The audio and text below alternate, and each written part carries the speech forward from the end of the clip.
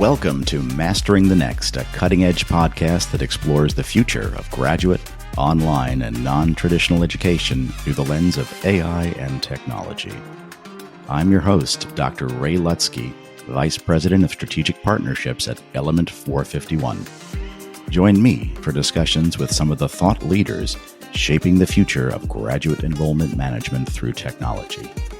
Mastering the Next is a part of the Enrollify Network, a robust collection of podcasts designed to help higher education professionals like you grow. Explore our other shows at enrollify.org or check out some of my personal favorites linked in the show notes below.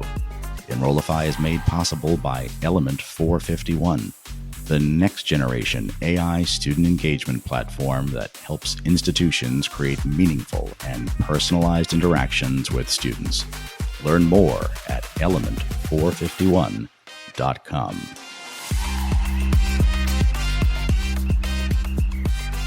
The landscape of online program management companies, or OPMs, is undergoing significant transformation, with universities facing complex strategic decisions and OPM companies merging and shifting business strategies. Political and regulatory changes are creating both challenges and opportunities for higher ed institutions seeking to expand their online learning offerings. To help us unpack these critical dynamics, I'm joined today by Phil Hill, publisher of the On EdTech blog and partner at Phil Hill and Associates, and I would consider him the leading expert in the evolving world of online programs.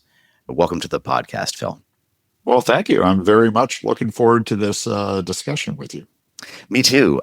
You've tracked the OPM landscape for years, looking at how they work with institutions to set up their online programs and the financial relationships behind those. If you were sitting down with a university president right now, what would be your must-know insights about selecting and managing an OPM partnership? Well, I would start with make sure you understand the basics accurately. I'll highlight two aspects of that.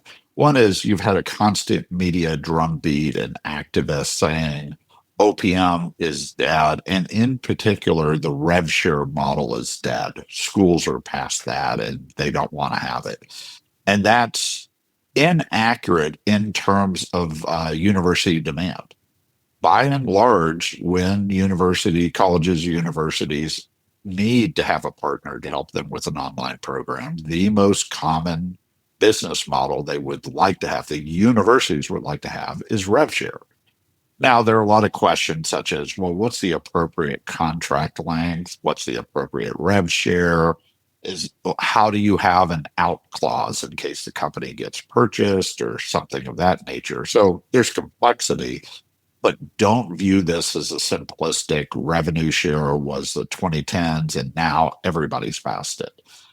That's where the market demand is. Now, it's a difficult market, particularly for the vendors. It's expensive for them, and you need to understand this, how solid the financials of your potential partner are. But understand that. The second thing I would say is you need to start out internally. What are your university online needs? Are you doing this just to reach a broader student population, working adults? And that's your mission, particularly if you're a land grant institution. But let's be honest about it. It could be that I want revenue. We need to have better revenue.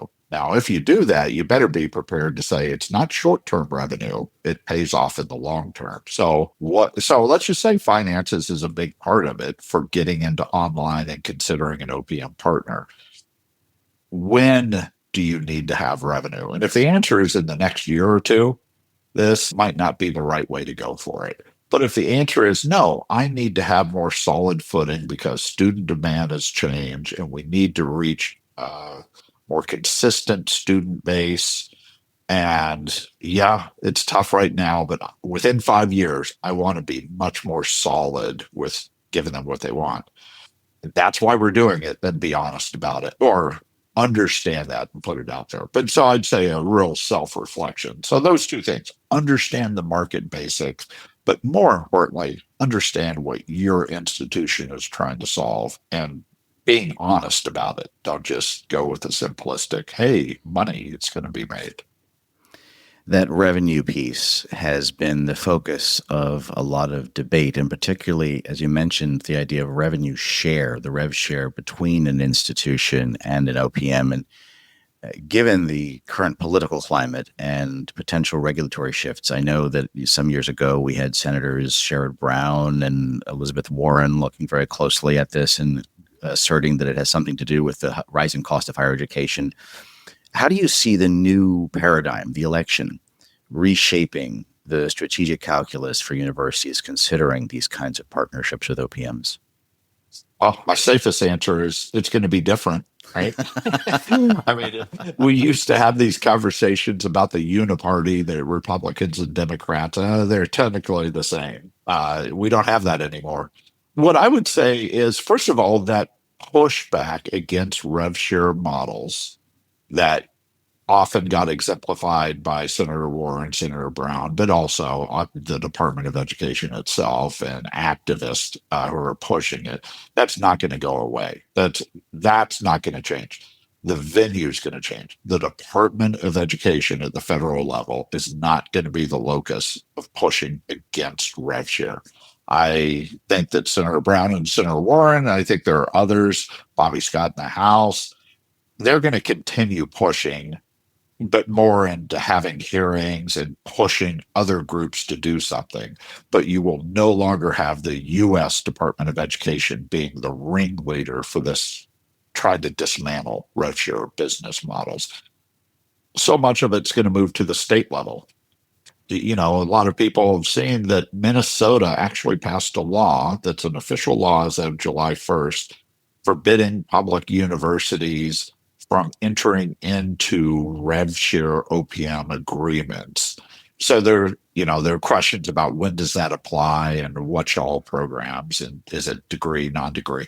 But the point is, there's a law. Minnesota passed a law to do this, and that's going to impact them. And I think that's going to be more of a model of what we're going to see over the next 4 years than what we have been seeing. What other states might introduce laws? There's a view of, oh, this will happen in blue states. But I'd point out there was actually a bill introduced in Florida in committee, and it didn't make it to the full legislature, that had some similar provisions. So it's likely to be a bigger issue in states that have voted more for Democrats and Republicans, but it will be at the state level, statewide system, accreditors. You'll probably still see the Senate pushing on the issue. You'll see open letters. I demand to know why this is happening, et cetera. But what you won't see is the Department of Education pushing regulations or guidance to directly make that change. That's what I see moving forward, at least for the next 4 years. And that's a change given that it was a big fear even a couple of years ago. A year ago was working at Academic Partnerships, which merged with Wiley University Services to form RisePoint.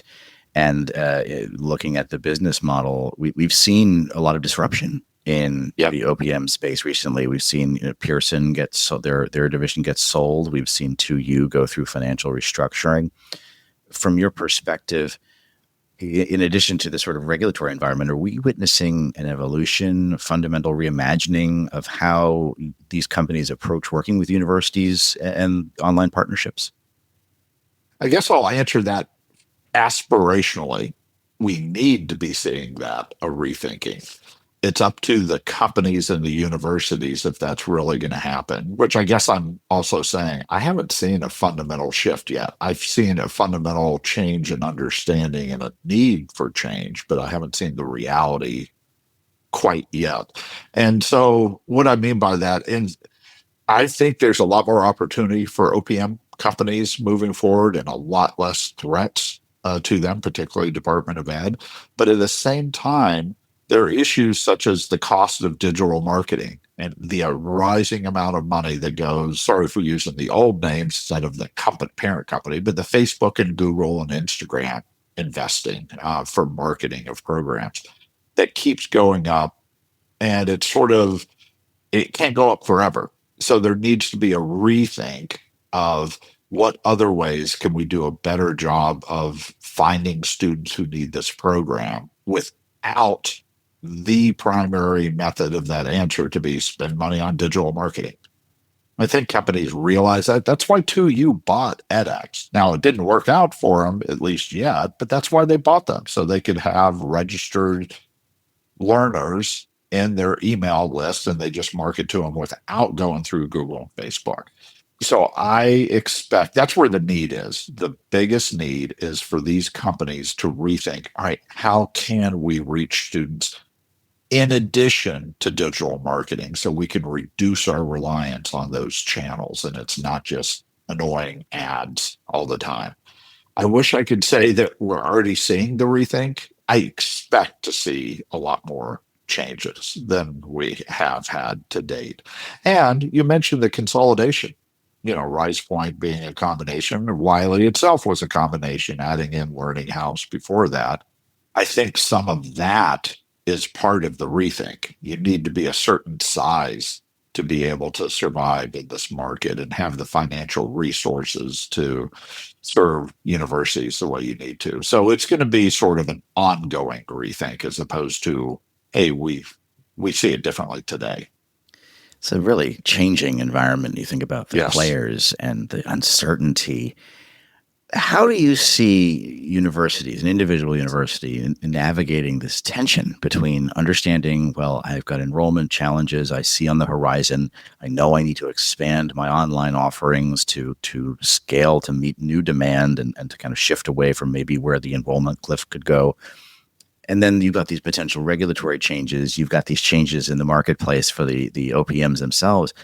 How can a university even navigate that? Is it just sort of like, we'll jump in and do your best, or are there best practices that you think universities are following now that are making them successful? Well, it's interesting that you mentioned how do universities do it, because these are programs historically. And, my favorite description of the 2010s is one of the vendors described it as the Dean's Gone Wild stage. And universities weren't a strategic part of that determination. It was individual deans and individual programs, and they were committing and spending tens of millions of dollars, and the university had practically no role. Part of the reason for the Dean's Gone Wild is some of the decision making would happen over a game of golf, and it was amazing how much money was being decided upon with no strategic review. So I guess that would come to my first thing is you need a strategic review. To be able to do it, you've got to come up with what would it cost us to do this on our own or with a fee for service or a rev share model, and therefore what's the right partnership model? What are the regulatory things we need to navigate around and avoid? And that will be a different answer depending on which state you're in, I think. So it's got to be a lot more strategy. Probably the biggest one is strategic enrollment management. I think there's been too much of a naive view of grow is the answer. How do I grow enrollment? Well, that's not always true. There's sort of a sweet spot where early on, when you have small enrollments in a program, you will be losing money if you really do an honest accounting of it. But at the opposite extreme, if you get to a certain size, your marginal cost for additional program size is going to be going up and up. So increasing marginal cost. What that leads you to do is say there usually is a sweet spot. And a lot of times the answer is get into the sweet spot for this program to be profitable and sustainable. Then focus on improving outcomes, improving the program, or that should become your primary thing. And don't expect growth. Keep it at a sustainable level, but keep making improvements. That's sort of, to me, one of the strategic enrollment management mindsets you need to do. You need to be realistic on what is program size that can work. And in the past, it's always been grow, grow, grow is the answer. And that's not true. So one of the biggest ways is a university needs to be much more strategic about enrollment management and what sizes are feasible and should be feasible. I think a lot of enrollment management leaders understand that they need to shift to different populations of learners away from the traditional student, which on this podcast we talked about, there really is no such thing as a traditional student anymore. The sort of Yeah. myth of the 17-year-old kind of naively stepping onto campus for the first time is a rarity compared to the 40 plus million Americans out there with some college but no degree, the working professionals who never even had a chance to go to college, folks who aren't looking for a full degree program and really just want to upskill or reskill. And that kind of leads me to the question of maintaining the academic identity, integrity, but really the identity of an institution while leveraging these partnerships to reach these kinds of students. Because what I've seen, and maybe you have as well, is faculty have a very somewhat narrow view of what they should be doing and what kinds of students they should be bringing in. And when you engage with an OPM, it opens their minds up to instructional design and putting asynchronous programs out there maybe for the first time. How does an institution, how does a university leader, enrollment management leader navigate that to say, hey, we have a strategy, we need to do this, we need to move in this direction. Faculty, deans, come with me, make this happen.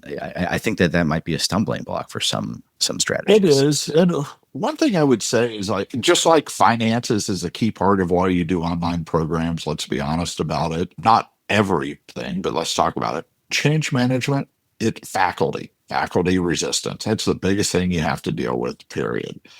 One of the biggest things I would say is engaging faculty is not the same thing as faculty governance or faculty making the decisions.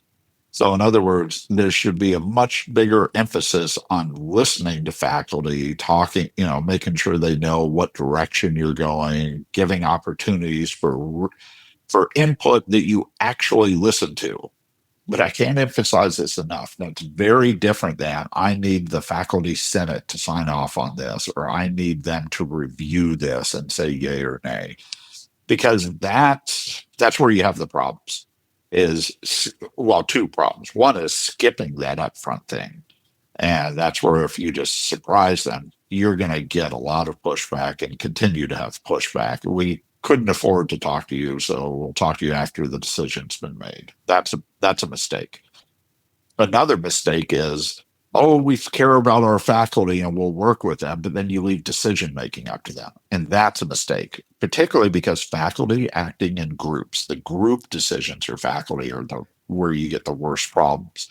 Whereas individual faculty that have real input, you get much better the closer you are to individual input. I gave you the chance to do in a focus group and that kind of thing.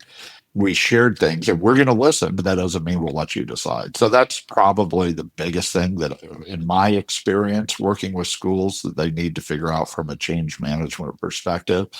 But at the same time, I'll say if you have an unhealthy dynamic at your school, you're going to get proxy wars.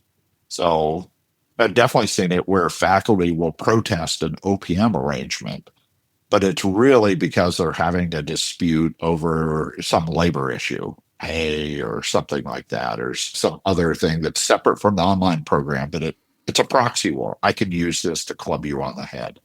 So be aware of proxy wars and try to avoid those two mistakes and engage and listen, but have a realistic decision process is what I would say is the biggest advice. The more stakeholders, the more cooks in the kitchen, the more inelegant the response often is. The solution gets muddied. I tend to think of a horse as a very elegant animal, but a camel is a horse designed by a faculty committee. I need this thing. I need this thing. I don't care how it looks. Just put it all in one place. And that can be a real challenge, especially when you're dealing with an environment, as you said, where the faculty are concerned about specific things related to university maintenance, governance, funding, whatever it is. As a faculty member at a couple of institutions, I've seen that happen. Kind of stepping back and thinking about something you mentioned earlier about the tactics, the approach that OPMs are taking to reaching prospective learners and getting them to enroll. What technologies or innovations do you think will be the real game changers for OPMs looking to effectively launch and scale online programs for their university clients? Oh, I had a simple answer. Then this interview would be, Phil, with this new startup company you funded, how are you going to solve this? So I'll just admit there isn't a simple answer. It's going to be a pretty challenging solution that they need to go through. So I can describe some characteristics of it. First of all, prioritizing retention, putting less pressure on finding new students. So, from a financial perspective, less pressure on finding new students, more pressure on let's serve the students we have and make more money from the students who are already in a program by keeping them all the way through. From a learning perspective, that's what they need anyway. Help students get what they need. So increase retention and decrease the priority on new students is part of it. Now, you still need new students. So, what are some of the things? I mean, as I mentioned, the whole having a pool of students you have permission to market to without going through Facebook and Google is a key part of it. And that gets to MOOCs, but it also gets to alumni. It gets to alumni networks. It gets to discipline networks. Can you actually help? There are a lot of disciplines where they spend more time identifying with other similar programs than they do with their actual university itself. So, leveraging different types of groups where you have permission to reach out to them without being forced to go through Facebook and Google. And it sounds like I'm not saying I'm against Facebook and Google. I'm just saying that's been too much of the default answer and it's not sustainable as the primary answer moving forward. Technologies to do it. I mean, obvious thing is using AI so that you yourself, the university, the OPM provider, the program has a better sense in real time of what's working and what's not working. I think there's been too much in the past where you leave it up to Google and Facebook, you pay them, you use the auctions, and they'll figure out how to do it. Or the OPM provider itself does their own analysis of what's working, but the school ignores it. So I'd say there's going to be a more important usage of AI to help figure out these trends. And it's sort of a democratizing of AI, a democratizing of the answers so that you're not relying on somebody else to always figure out what's working and what's not working. I think the primary partners in this case, OPM and the university, both need to be trying to get closer to understanding what's working, what's not working, so you can fine tune it yourself. So, yes, I mean, big shock that AI is going to be an important part of it.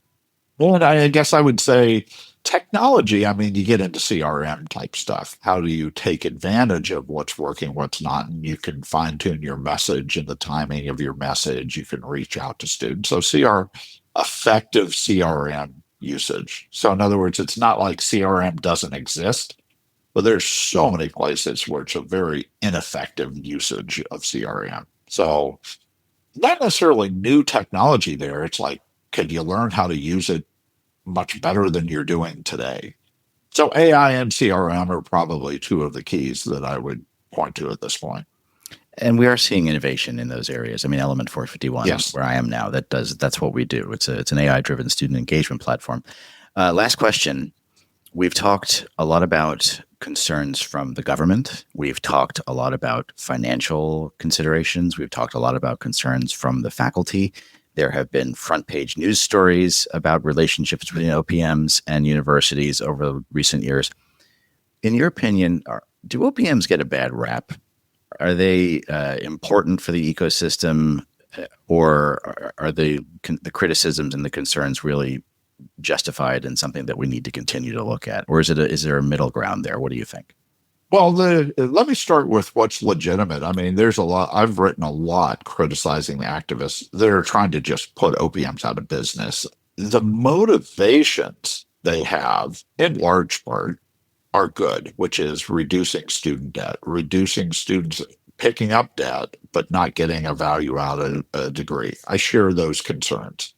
The fact that we're spending too much on marketing and not spending it more effectively on marketing, I think that's a legitimate critique of OPMs. They need new, maybe not new business, improved business models. I think they need to have that. So I think those are all legitimate critiques. But I'm reinterpreting what's actually said in public. in order to agree with them. So what's stated in the trade press, the narrative, OPMs have driven up cost of online programs. And the famous one is 2U with USC and the Master of Social Work. USC is the entity that set those tuition rates. Now, could 2U have done a better job of saying, hey, that's a mistake, or we're not signing up if you charge that much, or maybe. But it's the university who set that ridiculous tuition rate. So they get a bad rap there, and they have. They get a bad rap in that people don't give the OPM market companies credit for changing the mindset of online education. If you go back to 2010, it was for profits, continuing education. And most schools are like, that's not for us. Well, I would argue that MOOCs and OPMs, while each have their own flaws, have changed the whole dynamic so that universities and colleges say, we need to think, what is the role of online education for the students we're trying to serve? If it hadn't been for OPMs, we would have a different balance. It would still, the nonprofits would not be taking this question seriously. And I don't think OPMs get enough credit for changing that mindset across the board. And if you look at, I would say that there have been some abuses. I don't deny that. But overall, OPMs, they make money if they serve students, because if they're not serving students and students drop out, then the OPMs will have spent all of these millions investing in a new online program and it won't pay off to them. So one thing I'll say about the rev share model, it aligns the interest of the OPM provider and the university, that they both the factors, this is what we need to succeed. And for the most part, OPM providers really care about student success, and they don't get enough credit for that. So I agree with a lot of the areas where we need change and improvement, but absolutely OPMs have gotten a bad rap and continue to get a bad rap. And we need a healthier view of what they can and can't do. Well, we'll see what the future holds. Thanks for helping demystify all of this for us. Phil Hill, partner at Phil Hill and Associates, publisher of the On EdTech blog. Thank you so much for your time. Well, thank you. It's as I was expecting, a great conversation. So thank you. Here's my take. OPMs are an important player in the higher ed ecosystem, connecting institutions with the expertise and resources they need to launch successful online programs. When it comes to survival in today's higher ed landscape, for many institutions, revenue is what is required. And OPMs provide a proven path to revenue and enrollment growth. Concerns about the impact of these revenue arrangements from the government, from other places, are somewhat misaligned with the other financial pressures on higher ed institutions. And schools who adopt the right strategic approach can not only bring in new students through high-quality online degrees, but do so at an affordable price that mitigates new student debt.